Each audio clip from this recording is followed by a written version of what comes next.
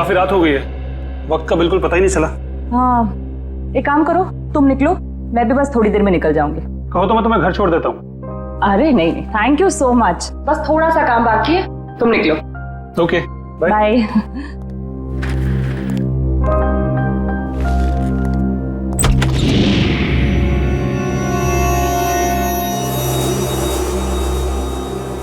ठीक है, क्या ये वैभव? ये कोई दरवाजे पे एनवलप छोड़ के गया है। बाहर इतनी रात को? ठीक है, तुम निकलो, मैं देखती हूँ। Okay, bye. बाय। इसने कुछ लिखा भी नहीं है।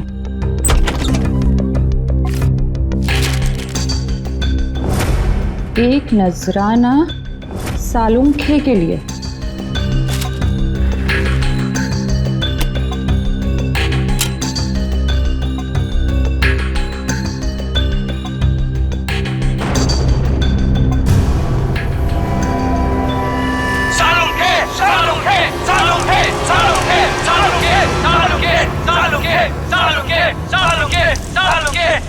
सबका सालुंखे सर के साथ क्या लेना देना है? तो दोस्तों, जिस घड़ी का आपको इंतजार था वो घड़ी अब आ गई। अब दिल थाम कर बैठिए, कुछ ही पल में आप ये दुर्लभ मम्मी देख पाएंगे। ये मम्मी हमें बड़ी मुश्किल से मिली है, इसे हमने इजिप्ट से मंगाया है और ये हमारे म्यूजियम के लिए बड़े गर्व की बात है। ये दुर्लभ मम्मी सिर्फ और सिर्फ यहाँ है और इस दुर्लभ मम्मी को यहां तक पहुंचाने का सारा श्रेय जाता है मिस्टर हबीब को, जिन्होंने इस 2000 साल पुरानी मम्मी को हमारे म्यूजियम तक पहुंचाया है।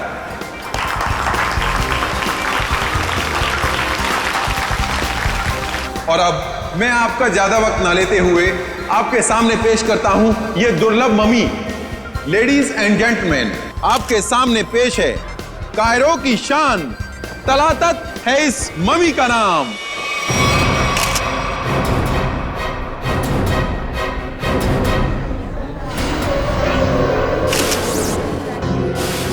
अंदर देखो, ये किसने लिख दिया?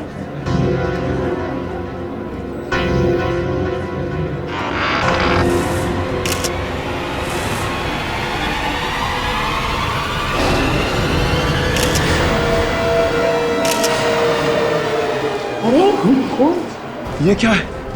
लाफा माता, ये ले आशरे आशरे। रीढ़ की हड्डी के साथ सिर्फ ये खोपड़ी जुड़ी हुई है, कंकाल का बाकी का हिस्सा तो गायब है। सर, कोई ऐसा क्यों करेगा? कहीं ऐसा तो नहीं कि वो हम सबको कुछ बताना चाहता है? हो सकता है, इसलिए इस मम्मी के एग्जीबिशन से पहले उसने इस हड्डियों के ढांचे को यहाँ पे लाके रख दिया। पर सर, इतनी कड़ी सुरक्षा होने के बावजूद खूनी ने ये सब किया कैसे होगा? हाँ श्रेया, ये बात तो है और इसका जवाब यही मिलेगा। पंकज, ये ब्लड सैंपल्स उठा लो। माहता तकलीफ फकलीचा। आप चिंता मत कीजिए, ये सब सीआईडी के ऑफिसर्स हैं, ये सब पता लगा लेंगे। क्या मुसीबत है यार ये। मिस्टर विजय सर, इस मम्मी को कपड़ा ढकने से पहले आखिरी बार कब चेक किया था इसे? सर, कल रात करीब 10 बजे, तब तक सब कुछ ठीक ठाक था। मतलब 10 बजे के बाद कोई अंदर घुसा और उसने ये सब किया? सर, इस हॉल में 3 कैमरा लगे, जिसने भी ये सब किया है वो इन कैमरों में जरूर कैप्चर हुआ होगा। मिस्टर विजय, इन तीनों कैमरेज की फुटेज चाहिए हमें। ठीक है sir. Varun sir, CCTV footage देखने का इंतजाम करो। ओके। आप चिंता मत कीजिए, आपकी मम्मी को कुछ नहीं होगा और अब ये हमारी जिम्मेदारी है। और वैसे भी अब सीआईडी वाले आ चुके हैं, वो सब संभाल लेंगे।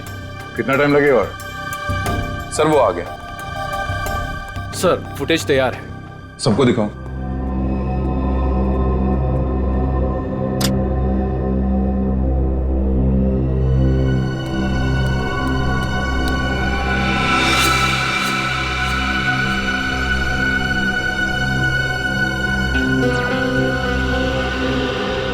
ये क्या? ये फुटेज ब्लैंक क्यों हो गया? जरा फिर से प्ले करो उसे। इसमें तो कुछ भी नहीं है। हाँ कविन, मगर ये फुटेज ब्लैंक कैसे हो सकता है? जरा दूसरे कैमरे का फुटेज दिखा।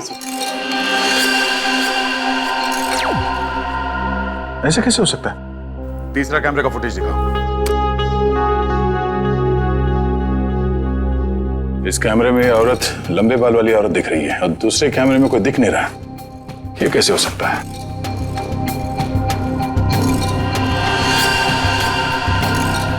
एक कैमरे में दिखी और दूसरे में गायब।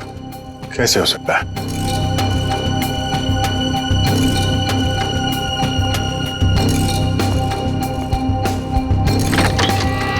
ये देखो, वो खूनी यहाँ इस खिड़की से ही अंदर आया है। सर अगर ये खूनी इस खिड़की से अंदर आया है और एक कैमरे में कैप्चर हुआ है, बाकी दोनों कैमरों में कैप्चर क्यों नहीं हुआ? वो इसलिए काविन, क्योंकि शायद ये खिड़की इस कैमरा के रेंज से बाहर है। वो यहां से अंदर आने के बाद वो इस तरफ गया होगा, छुप के निकला और इस कैमरे के नीचे से होते हुए वो आगे बढ़ा और यहां से आगे जाने के बाद उसने इस कैमरे को लेजर लाइट से ब्लाइंड कर दिया और यहां से आगे गया और उस हड्डियों के ढांचे को यहां इस कैमरे से नीचे लेके और फिर शायद वो लेजर उसने इस कैमरे पे मारा और फिर उस हड्डियों के ढांचे को यहां पे रख के चला गया, मगर जाते वक्त वहां उस कैमरे में वो कैद हो गया। सर इसका मतलब जिसने भी ये किया है वो अच्छी तरीके से जानता था कि इन कैमरों में कैद कैसे नहीं होना है। इसका मतलब वो जो कोई भी है उसे इस म्यूजियम की अच्छी जानकारी थी। सर यानी कि ये सारा काम किसी अंदर वाले का है, यहाँ किसी काम करने वाले का। हाँ श्रेया, ये काम यहाँ के किसी कर्मचारी का ही है। सर वो खिड़की देखने में काफी छोटी लगती है, मतलब जो भी अंदर आया है वो ज्यादा कद का नहीं होगा, 5 फीट के आसपास। और सर वो आदमी बहुत पतला दुबला होगा। आदमी क्यों, वो कोई औरत भी हो सकती है। उस फुटेज में उसके काफी लंबे बाल थे। नहीं सर, ये दोनों ऐसा काम नहीं कर सकती। ये तो हमारे यहाँ काफी सालों से काम कर रही हैं। तो फिर कौन कर सकता है? एक मिनट, जरा वो फुटेज दिखाना जहां पे वो औरत दिखी थी फ्रेम में। पॉज करो सर, अब जरा जूम करना। इस औरत के तो साइड हॉक्स है। सर ये लड़कियों का कोई नया फैशन है? नहीं पंकज, ये कोई औरत नहीं है। औरत के भेष में कोई आदमी घूम रहा है। औरत के भेष में आदमी? मिस्टर विजय सर, आपके स्टाफ में कोई ऐसा है जो इस वक्त यहाँ पे मौजूद नहीं है? हाँ सर, एक कर्मचारी था जो टूर गाइड का काम करता था। मतलब अभी कहाँ है? सर वो 2 हफ्ते पहले म्यूजियम का कुछ सामान चुराते हुए रंगे हाथों पकड़ा गया। अनिल नाम था उसका। हाँ सर, अनिल की कदकाठी ऐसी है कि वो इस खिड़की से आ जा सकता है। और एक म्यूजियम को एक टूर गाइड से बेहतर कौन जान सकता है? इस अनिल से मिलते हैं। बड़ी अजीब बात।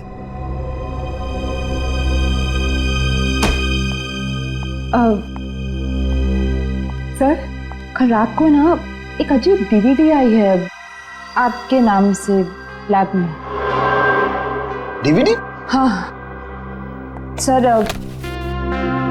ये देखिए सर। एक नजराना सालूखे के लिए। सर इसमें ना एक जलती हुई गाड़ी दिखाई है, कुछ लोग अपना मुंह छुपाए खड़े हैं और वही लोग आपके नाम के नारे लगा रहे हैं सर। तारिका, ये सब उलझाने के वाला मामला है, कोई हमें भटकाना चाहता अपने काम से।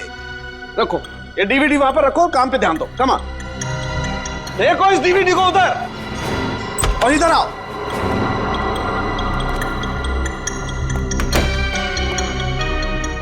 क्या हुआ बॉस, कोई सवाल नहीं पूछा? आते खामोश है सबके सब। चलो कोई बात नहीं, मैं आपको ऐसी बात बताता हूं जिससे शायद आपका मौन व्रत टूट जाएगा। बॉस, बड़ी माथा पच्ची करने के बाद, अच्छी तरह से जांच करने के बाद पता लगा कि इस रीढ़ की हड्डी में छेड़छाड़ की गई है। रीढ़ की हड्डी के साथ छेड़छाड़ की मतलब ये कि इस रीढ़ की हड्डी की हर वर्टिब्रा को गौर से देखो तो पता चलता है कि सारी वर्टिब्रा उल्टे सीधे क्रम में लगी हुई है। रीढ़ की हड्डियां गलत क्रम में लगी है, इसका क्या मतलब हो सकता है यार? मतलब ये कि देखो ये वर्टिब्रा C1, इसके बाद होनी चाहिए C2, लेकिन यहाँ पर है C7 और ऐसे ही ये सब कुछ उल्टा पुल्टा। तो रीढ़ की हड्डी में बाकी हड्डी के टुकड़े अलग ही क्रम में? हाँ, सारी हड्डियां बिल्कुल उल्टी पुल्टी लगाई गई है। जैसे कि C1 के बाद आना चाहिए C2 पर है C7, फिर आना चाहिए C3 पर है C2 और उसी तरह से सारी हड्डियां। C1 C7, डॉक्टर साहब ये क्या है, कुछ समझ में नहीं आ रहा है। अरे तुम्हारी क्या निखिल, हमारी समझ में नहीं आया भैया। बहुत खोपड़ी लगाई तब पता चला है किसी ने बड़ी होशियारी से, बड़ी सावधानी से ये हर वर्टिब्रा को उल्टा सीधा क्रम में लगाया है। और जिसने भी ये किया है ना सालुंखे, किसी खास मकसद से ही किया है, ये खास मकसद से। और एक बात, जिस किसी ने भी ये किया है ना बॉस, उसे मानव शरीर की और मानव की हड्डियों के ढांचे की बड़ी अच्छी जानकारी है। लेकिन सर ये सब करने के लिए कोई इतनी तकलीफ क्यों उठाएगा? सचिन, मुजरिम ये सब करके हमें ये बताना चाहता है कि हमारा मुकाबला किसी साधारण आदमी से नहीं है, वो बहुत खतरनाक है। सिर्फ खतरनाक ही नहीं, दिमागी बीमारी है इस आदमी को। सिर्फ इतना ही नहीं सर, इन हड्डियों पे जो खून लगा हुआ है, टेस्ट करने के बाद पता चला कि वो किसी एक इंसान का नहीं है, बल्कि 3 अलग अलग लोगों का है। क्या मतलब सर 3 और लोग मरे? खून 3 और लोगों का है? 3 लोग और मरे हैं? सचिन, 3 लोग मरे हैं या जिंदा, ये तो तभी पता चल जाएगा जब हम इस सिरफिरे को पकड़ लेंगे तब। लेकिन जिंदा।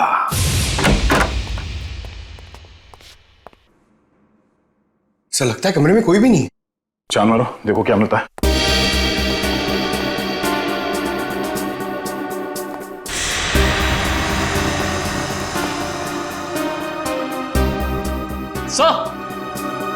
सर ये देखिए, अनिल सर जिंदा है, मगर सांसें बहुत धीमी चल रही हैं इसकी। पंकज, एम्बुलेंस को फोन करो जल्दी।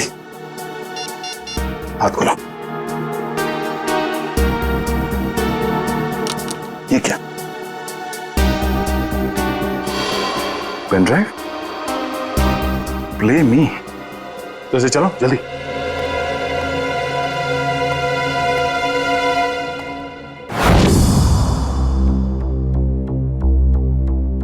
सालुंखे, मैं जानता हूं कि मेरा यह संदेशा तुम तक जरूर पहुंचेगा।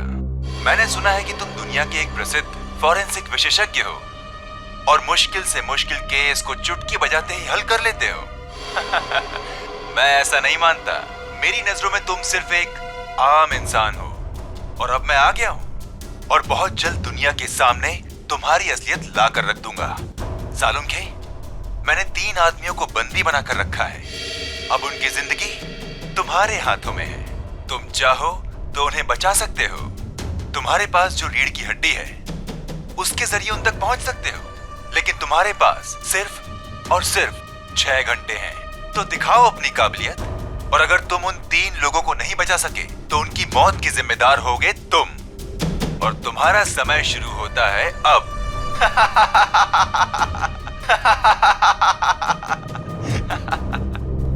सर ये आदमी तो खुलेआम डॉक्टर सालुंखे को चुनौती दे रहा है। सर, हमें सालुंखे सर को इसके बारे में बता देना चाहिए।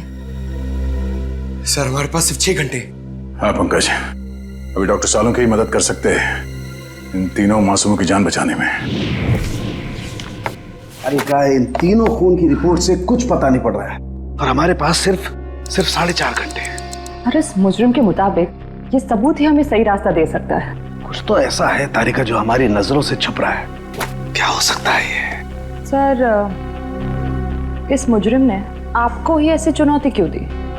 मेरे कहने का मतलब है कि कहीं आपके अतीत में कभी ऐसा कुछ तो नहीं हुआ, कोई हादसा वगैरह जिससे आपको अभी भी अफसोस हो? तारिका, ये मुजरिम दिमागी तौर पर पागल है, हमें भटकाना चाहता, बस दैट्स इट। और सर वो डीवीडी?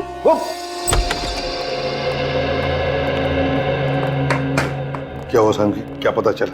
बॉस, हमारे पास सिर्फ 4.5 घंटे, वक्त गुजरता जा रहा है और मुझे अभी तक कुछ पता नहीं चला है। यार वही मैं तुझे कहने आया हूं कि जल्दी बता। बस मुझे लगता है इस रीढ़ की हड्डी में कोई कोड है। मुझे एक वर्टिब्रा फिर से चेक करनी पड़ेगी बस।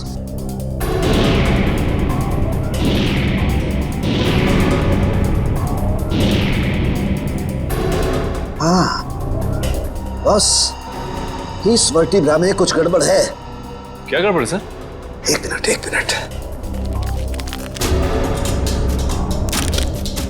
एक मिनट बस।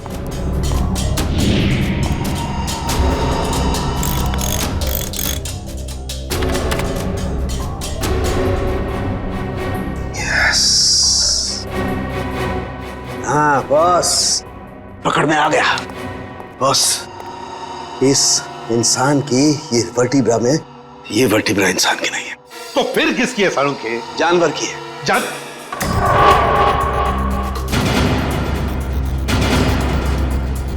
यार तू क्या कह रहा है? बस थोड़े से टेस्ट और करने पड़ेंगे, लेकिन एक बात कंफर्म है, ये वर्टिब्रा किसी जानवर की, और जानवर में भी ये वर्टिब्रा कुत्ते की है, कुत्ते की।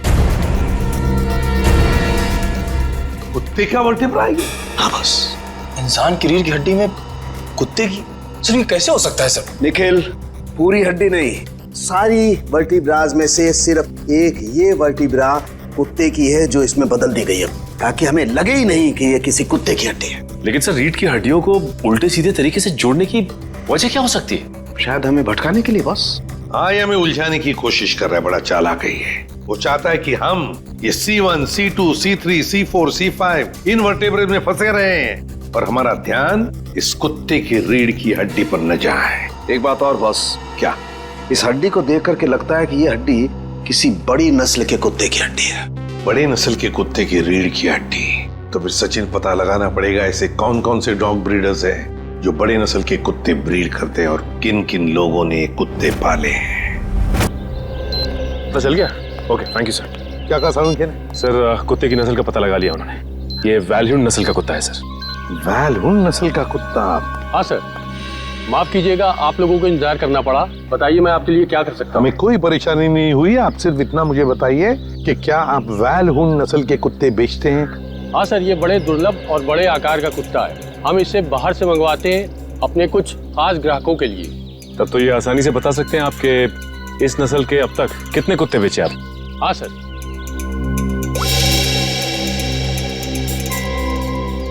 पिछले साल 2 कुत्ते बेचे और इस साल 4 दिन पहले 1 कुत्ता बेचा, वैल्यून नस्ल का, पूरे शुद्ध। 4 दिन पहले? सचिन, इन कुत्तों के सारे डिटेल्स ले लो। सर, हाँ, अनिल को होश आ गया है। उसने बताया उससे जो कुछ भी कराया गया जबरदस्ती करवाया गया है। तो फिर उसने खूनी को तो देखा होगा ना? नहीं सर, उसने खूनी को नहीं देखा। डैम इट, हमारे पास सिर्फ 3.5 घंटे। चलो जल्दी।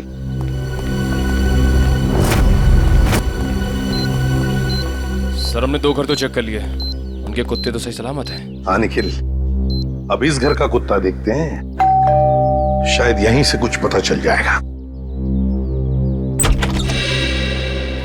जी, किससे मिलना है? जी हम लोग CID से। आपके पास वैल्यून नस्ल का कुत्ता है ना? जी हाँ।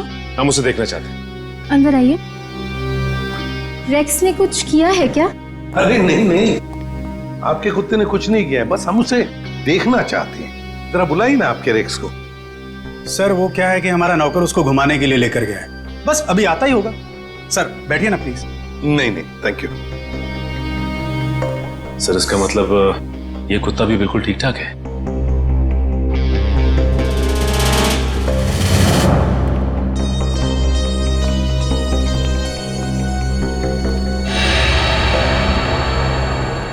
क्या यही है आपका रेक्स? जी सर, आपको कोई शक है क्या? मैं फिर से पूछता हूं, क्या यही रेक्स है? जी हाँ सर। देखिए, हमारे पास जिस कुत्ते का फोटोग्राफ है उसके दाहिने आंख के ऊपर, मतलब यहां पर एक काला धब्बा है। आपके इस रेक्स में वो नहीं है। ये क्या कह रहे हैं सर आप? इसका मतलब तो यही हुआ कि जो कुत्ता आप लोगों ने खरीदा है वो ये कुत्ता नहीं है। ये क्या है? मैं क्या कह रहे हैं सर? हमें कुछ समझ में नहीं आ रहा। ये तो अब माया जी समझाएगी। क्यों माया जी, कहाँ है रेक्स आपका? वो सर। माया जी प्लीज, हमारे पास वक्त बहुत कम है, इसलिए जवाब दीजिए। किसी की जिंदगी और मौत का सवाल है, प्लीज। अशोक, रेक्स गुम हो गया था। मैं डर गई कि तुम नाराज हो जाओगे, इसलिए मैं उससे मिलता जुलता दूसरा कुत्ता खरीद लाई। हमारा प्यारा रेक्स गुम हो गया और तुमने मुझे बताना जरूरी नहीं समझा और दूसरा कुत्ता ले? आपको पता नहीं चला? सर मैं मर्चेंट नेवी में हूँ, पिछले 6 महीने से मैं शिप पे था, अभी 2 दिन पहले आया हूँ। अच्छा माया जी, ये आपका रेक्स गुम कैसे हुआ? सर हमेशा की तरह मैं रेक्स को लेके रोड में टहलने निकली, वो मुझसे दूर भागने लगा। मैंने उसे पकड़ने की कोशिश की पर पता नहीं भागते भागते वो कहाँ खो गया। और आपने उसे ढूंढने की कोशिश नहीं की? हाँ सर, बहुत कोशिश की पर मिला ही नहीं। अच्छा, ये सब कब हुआ, कहाँ पर हुआ? 4 दिन पहले, जंगल के पीछे वाले रास्ते पर। जंगल का पीछे वाला रास्ता? सर हमारे पास वक्त बहुत कम है सर, जंगल काफी बड़ा और राइस को ढूंढना थोड़ा मुश्किल है सर। रेडियो और पंकज को लगा दो काम पर, फोन करो उसे। Thank you very much. Sir, ये एसीपी सर ने हमें अचानक यहाँ क्यों बुला लिया? पता नहीं यार, एसीपी साहब का ऑर्डर है भैया, मानना तो पड़ेगा। हाँ सर, मैंने सुना है इन जंगलों में ना जंगली जानवर आते हैं। अबे तू मुझे बता रहा है या डरा रहा है? बता रहा हूँ सर, मैंने अखबार में पढ़ा है। एक बार एक आदमी इन जंगलों में कहीं घूम गया था, चीता ने पीछे से उसके ऊपर झपट्टा मारा और उसे कच्चा चबा दिया। कच्चा चबा दिया? अरे बाप रे! और चीता तो पीछे से झपट्टा मारता है सर। पंकज एक काम कर, तू आगे देखते हुए चल, मैं पीछे देखते हुए चलता हूँ, उल्टा। ओके चल। चले सर। हाँ। रेडियो और पंकज लगे हैं ना काम पे? हाँ सर, लगे हुए लोग। इसकी बात समझ में नहीं आ रही है, कुत्ता माया के घर से भागा क्यों? मुझे तो लगता है निखिल, कुत्ते को किसी चीज से ललचाया होगा, इसलिए वो भाग गया। ये सब उस खूनी का प्लान हो सकता है। अब चल। अरे बाप रे! पंकज, वहां झाड़ियों में कुछ है। सर कहीं चीता तो नहीं?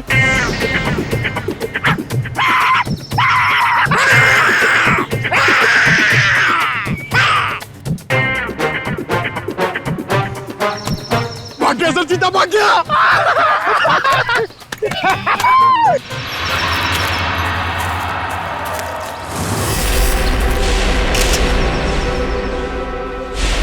एक मिनट, ये देखो।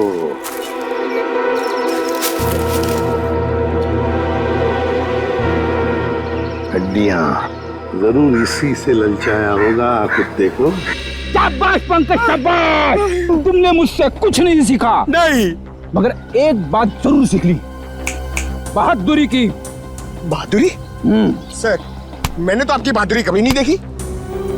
अबे मैं बहादुर था मैं, शादी से पहले, मगर शादी के बाद तो। सर, ये चीता कहीं फिर से तो नहीं आ गया? अरे बाप रे! अब क्या करें? आपको पेड़ पे चढ़ना आता है? नहीं पंकज, भाग भाग भाग भाग, भाग।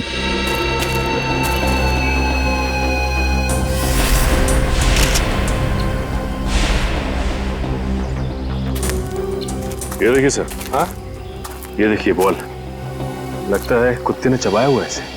ये क्या, कुत्ते के दांत के निशान भी तो है। इसका मतलब है वो लोग इसी दिशा में गए हैं, क्योंकि हड्डियां हमें वहां पर मिली और ये बॉल यहां पर। उसी तरह होगा, वो देखते हैं।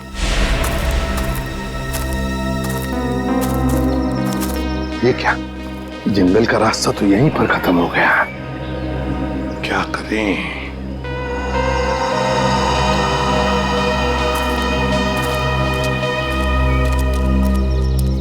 अरे भैया सुनो, देखो हम लोग सीआईडी से। घबराओ मत, सिर्फ पूछताछ करने आए हैं। एक बात बताओ, 4 दिन पहले क्या तुमने यहाँ पर किसी बड़े नस्ल के कुत्ते को देखा है? सफेद रंग का कुत्ता, उसके शरीर पर काले काले धब्बे थे, बड़ा खूबसूरत सा कुत्ता था। ये कुत्ता क्या सब, यहाँ तो दिन में बहुत सारे कुत्ते घूमते हैं। अरे भाई साहब, आपको बताया ना कि बड़ी नस्ल का कुत्ता, वो कोई आम कुत्ता नहीं था। अच्छा, वो जिसे लोग गाड़ियों में लेकर घूमते हैं? हाँ, ऐसा कुत्ता तो देखा नहीं, लेकिन 4 दिन हो गए मैं अंदर खाना खा रहा था और एक कुत्ता जोर जोर से भौंक रहा था। तो मैं खाना छोड़कर बाहर आया, कुत्ता तो नहीं था, लेकिन एक सफेद कलर की वैन तेजी से निकल गई। शायद वो कुत्ता उसमें हो। सफेद कलर की वैन? अच्छा, वैसे तो तुम लोगों को आदत सी होती है ना, किसी भी गाड़ी का नंबर, गाड़ी का मेक याद रखने की। तो हो सकता है उस गाड़ी का भी नंबर याद हो तुम्हें। हाँ साहब, वैन का नंबर था STU 3339। STU 3339। Thank you Sachin, इस वैन का पता लगाओ। सफेद कलर की वैन STU 3339। बस हो गया नाटक। हाथ ऊपर। चुपचाप अपने आप को हमारे हवाले कर दो। हाथ ऊपर।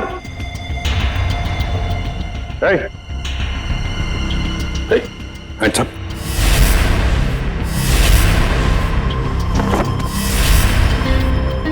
डमी? सर ये खूनी हमारे साथ अजीब खेल खेल रहा है। हाँ समझ।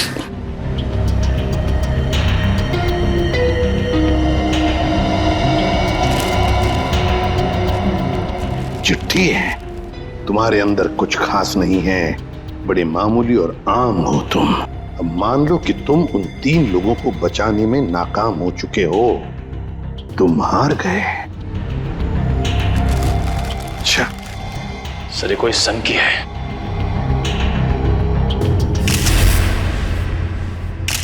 ये देखिए सर, इसके हाथ में ये फूल, लगता है कुछ बताना चाहता था हमको। हाँ ये हमें कुछ बताना चाहता है, कुछ ऐसी चीज जो साळुंखे को भी दिख नहीं रही है। साळुंखे तो अब तक वहां पहुंचा ही नहीं।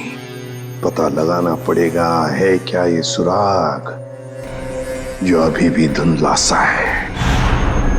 यार साळुंखे सिर्फ 40 मिनट बचे हैं, जो भी करना है जल्दी कर।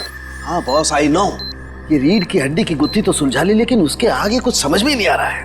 सर जरूर हमारी नजरों से कुछ ना कुछ तो छूट रहा है। आई नो तारिका कुछ छूट रहा है, लेकिन क्या छूट रहा है वो तो समझ में आए। एक तारिका ये स्कल पकड़ो जरा। तारिका वो सब लो। सर ये लीजिए सर।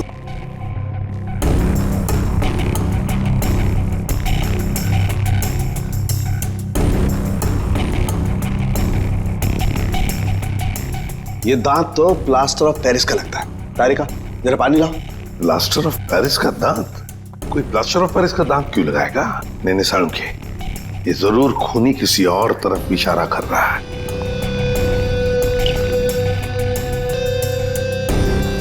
अच्छा साळुंखे साहब, ये आपके प्रोफेशन में ये प्लास्टर ऑफ पेरिस कहाँ इस्तेमाल होता है?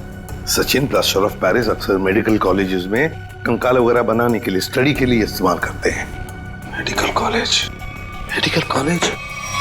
ये फूल बस इस तरीके का फूल मेरे टाइम में मेरे कॉलेज में कुछ बदमाश छात्र अपनी पहचान के लिए छोड़ जाते थे।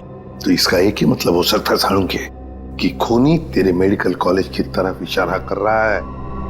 हाँ तेरे मेडिकल कॉलेज की तरफ, मेरे कॉलेज की तरफ। सर मैं आपसे जिस डीवीडी के बारे में बात कर रही थी ना, उसके वीडियो में लोगों ने जो कपड़े पहने हैं उन पे भी ठीक ऐसे ही फूल का प्रिंट बना हुआ है। किस वीडियो के बारे में बात कर रही हो तारिका? तारिका वो वीडियो ऑन करो। हाँ सर। लगाओ लगाओ वीडियो लगाओ।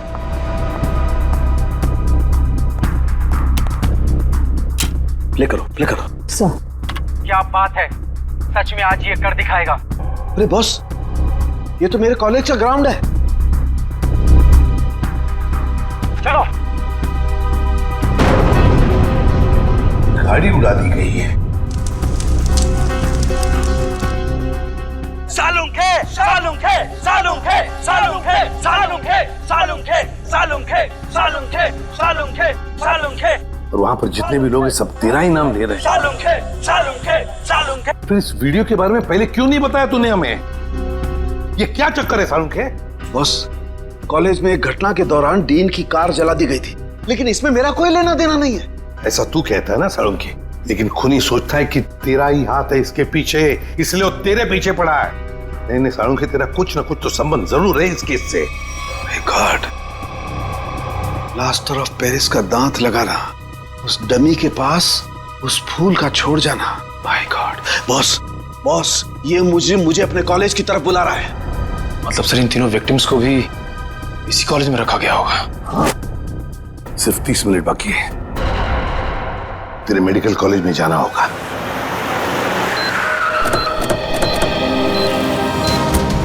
सिर्फ 10 सेकंड बचे सर हमारे पास। सर वो तीनों मिलेंगे क्या? उस तरफ हो गए, उस तरफ।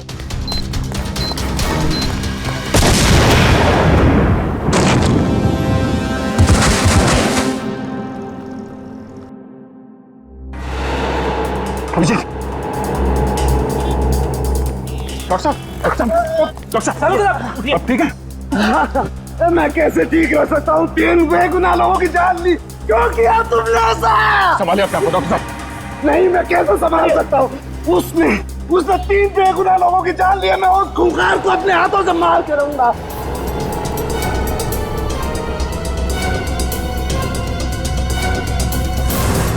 साळुंखे, वक्त बहुत कम है हमारे पास। 3 लोगों की जानें चली गई इस आदमी की वजह से, और तू ऐसे हताश बैठा। तो क्या करूं बॉस? ये मेरी गलती थी। मेरी वजह से 3 मासूमों की जान गई और मैं कुछ नहीं कर पाया। बॉस, मैं फेल हो गया। यार, तेरी वजह से जान नहीं गई है। तूने जो भी करना था सब कर लिया। अगर वक्त पर काम नहीं आया तो क्या किया बॉस? मुझे पहले क्यों नहीं समझ में आया? वो फूल, वो पीओपी का दांत, वो डीवीडी, पहले क्यों नहीं समझा? ये इशारा आया। सर, आप अपने आप को क्यों दोषी मान रहे हैं? जो भी हुआ उसमें आपकी क्या गलती थी? मेरी क्या गलती? बॉस, क्या फायदा मेरे एक्सपीरियंस का, मेरे अनुभव का? क्या फायदा जब मासूमों की जान मेरी आंखों के सामने चली जाए? क्या फायदा? क्या बात करता है तू साळुंखे? अरे साळुंखे उस इंसान का नाम है जो कभी हारना नहीं जानता। जहां पर कुछ भी नहीं है उसमें जो कुछ न कुछ तो ढूंढता ही है। हाँ सर, जब उम्मीद की एक भी किरण दिखाई नहीं देती, उस वक्त भी आप ऐसा कुछ ढूंढ निकालते कि हम लोग आसानी से केस सॉल्व कर लेते, मुजरिमों को पकड़ लेते। Yes, eureka!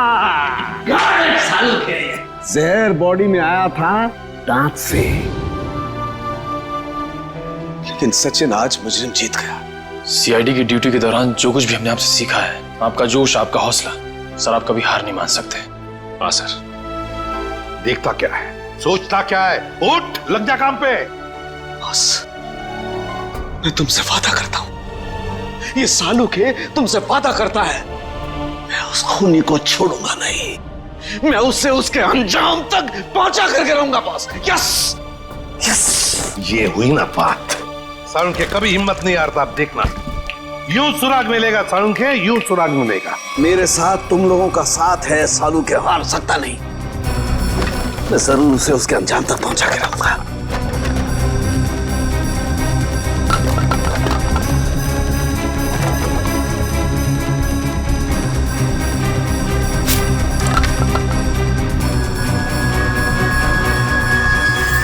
बस, ये शायद किसी कार्डबोर्ड का टुकड़ा है जो अभी तक जला नहीं है। ये हिस्सा कुछ अजीब तरीके से उभरा हुआ है। हाँ यार, कुछ तो है उसके नीचे। अरे क्या काम करो, इसे साफ करो जल्दी। मैं कहता हूँ साळुंखे, जरूर कोई सुराग मिलेगा हमें। बिल्कुल बॉस, हम उस खूनी तक पहुंच करके रहेंगे।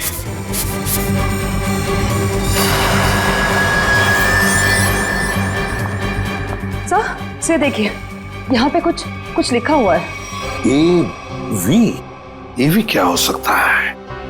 सर, जीडी रोड पे एक कार्डबोर्ड बॉक्स की कंपनी है सर, जो पिछले 2 सालों से बंद है, और उस कंपनी का नाम है एवी एंटरप्राइजेस। तो इसका एक ही मतलब हो सकता है कि खूनी ने अपना ठिकाना बना दिया है उधर ही, एवी एंटरप्राइजेस में। काश अब वो जान पाता कि उसकी उल्टी गिनती शुरू हो गई है। सर, यही एवी एंटरप्राइजेस की फैक्ट्री है।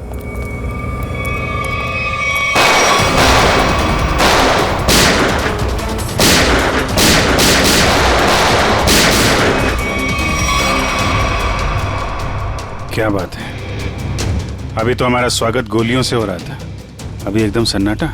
सर, लगता है कोई नई चाल चलने वाला है।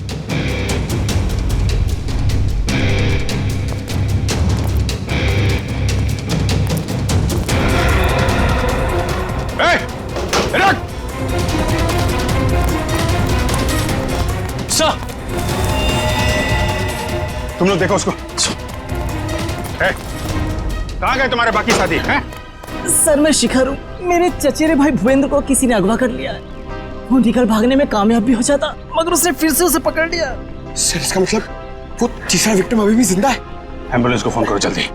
मेरे भाई भूपेंद्र ने मुझे मदद के लिए बुलाया था। हाँ। लेकिन मेरे आने से पहले उसने उसे फिर से पकड़ लिया। मैं आपको फोन ही करने वाला था, लेकिन गोली लग गई तुम्हें। प्लीज उसे बचा लो सर। निकल गए वहां से। कोई बात नहीं, तुमने उन लोगों को देखा था ना, उनको पहचानते हो? कुछ याद है उनके बारे में? सर, मैंने खिड़की से उसकी एक झलक देखी थी। हाँ, उसका चेहरा झोपड़े के पास से जला हुआ था। चेहरा जला हुआ था?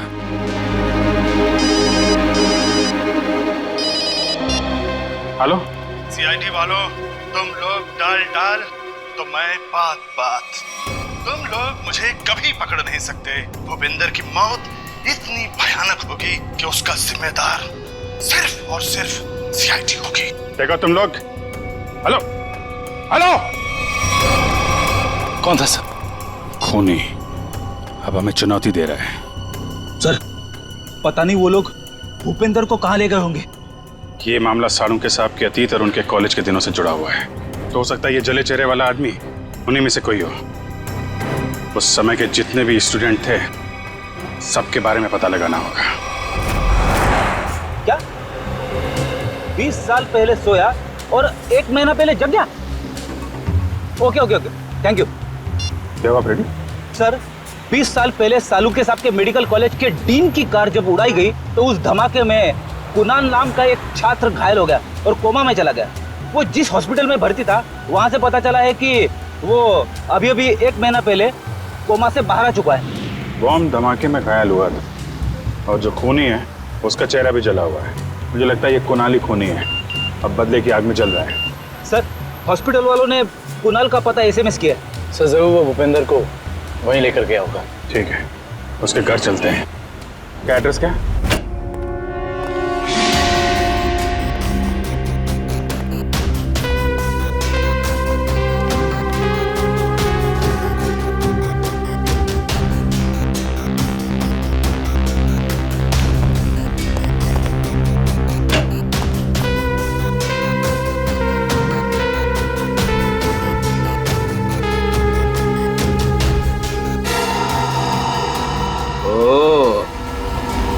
तो यहाँ छुप के खड़ा है। बाहर आ जाओ कुणाल, तुम्हारा खेल खत्म हो चुका है। बाहर आओ।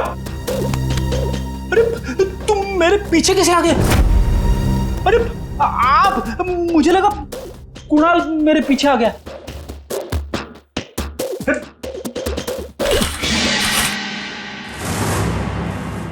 सिर्फ जूते हैं, वहां चेक करो। इस कुणाल ने तो जूते खिलवा दिए मुझे।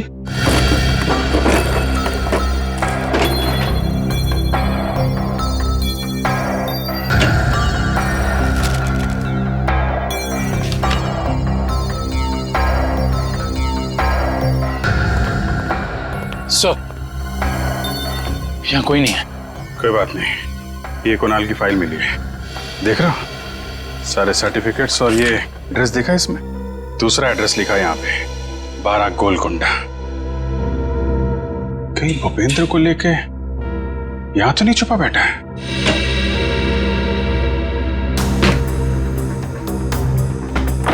ब्यूरो में फोन करो, ये एड्रेस भेजो, उनको बोलो पता लगाएं इसके बारे में।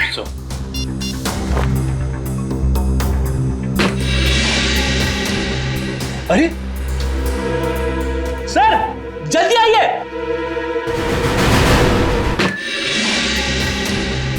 अरे सर जल्दी आइए।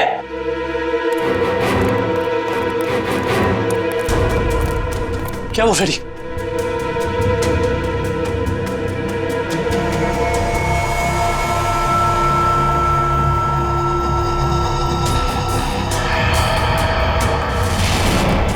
मैं अपना बदला लेकर रहूंगा। जिसने भी मुझसे मेरा कीमती वक्त छीना है, मैं उसकी जिंदगी छीनूंगा। जो दर्द मुझे मिला है वो दर्द मैं बराबर लौटाऊंगा।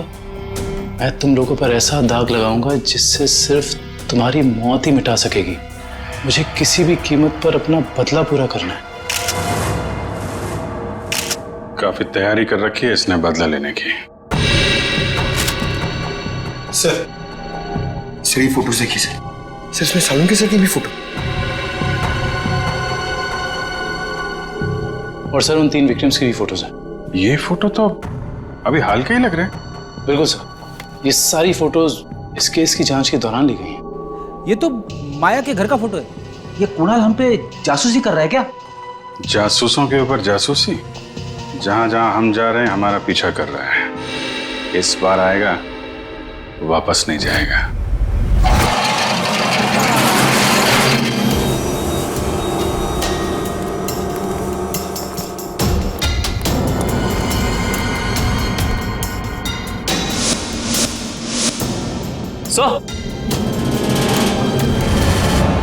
उस आदमी को बांध के रखा हुआ है सर। ये आदमी तो भूपेंद्र लगता है सर। भूपेंद्र, भूपेंद्र, ये तो बेहोश है। मैं खोल देता हूँ सर। नहीं, एक मिनट कविन, एक मिनट। अगर वो खूनी इस आदमी को मारना चाहता था तो बॉक्स फैक्ट्री में भी मार सकता था। इसे यहां पे लाके बांध के क्यों रखा है? ओह, मतलब ये हमें मारने के लिए चाल बिछाया उसने।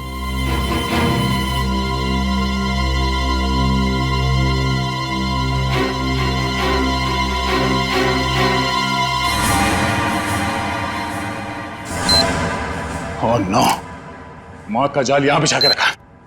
खोलो इसे जल्दी।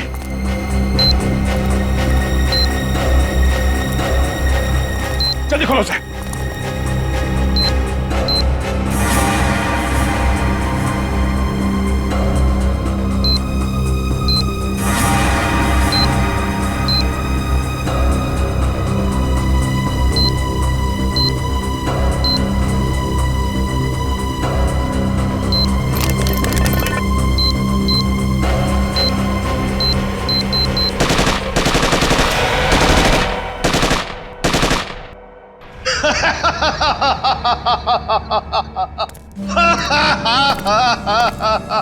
मुझसे बेहतर कोई भी नहीं हो सकता, कोई भी नहीं। मैं कुणाल, मैं कुछ भी कर सकता हूं, कुछ भी।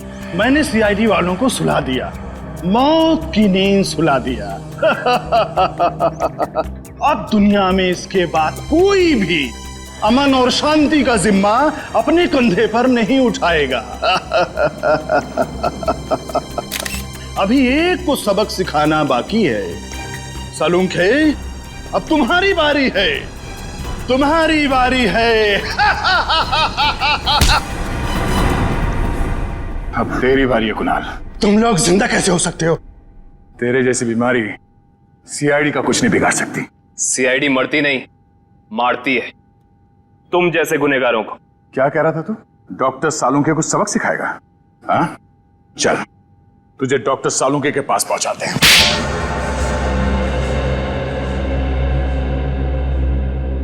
क्यों मारा मासूम लोगों को तुमने? वो मासूम नहीं है, वो अपराधी है, मेरे अपराधी। मैं उन सब लोगों को मार देना चाहता था जिन्होंने मेरी जिंदगी बर्बाद करने में कोई कसर नहीं छोड़ी। मैंने क्या बिगाड़ा था तुम्हारा? मेरी जिंदगी बर्बाद करने में तुम्हारा बहुत बड़ा हाथ था सालुंखे। तुम जानते थे कि मैं तुमसे बेहतर हूँ, इसलिए तुम मुझसे जलते थे। ऐसा तुम सोचते हो, मगर ये सच नहीं है। मैं नहीं मानता। टीन की कार तुमने उड़ाई थी। नहीं, वो सालुंखे नहीं था, मैं था। मैंने ही सालुंखे बनकर वो सब किया। लेकिन उस ब्लास्ट की वजह से मेरी जिंदगी और मेरा भविष्य खत्म हो गया ना। उस वक्त मैं वहीं पे था, वो ब्लास्ट में घायल हो गया और मैं कोमा में चला गया। और जब मैं कोमा से जागा तो मेरा सब कुछ खो गया, सब कुछ खत्म हो गया। मेडिकल कॉलेज की उस घटना का वीडियो फॉरेंसिक लैब कैसे पहुंचा? वो मैंने भिजवाई थी सालुंखे को चुनौती देने के लिए। माना कि तुम्हारे साथ जो कुछ हुआ गलत हुआ, लेकिन बदले की आग ने तुम्हें इंसान से शैतान बना दिया। कानून हाथ में लेने वाले को कानून कभी माफ नहीं करता। तुम दोनों की इसकी सजा जरूर मिलेगी।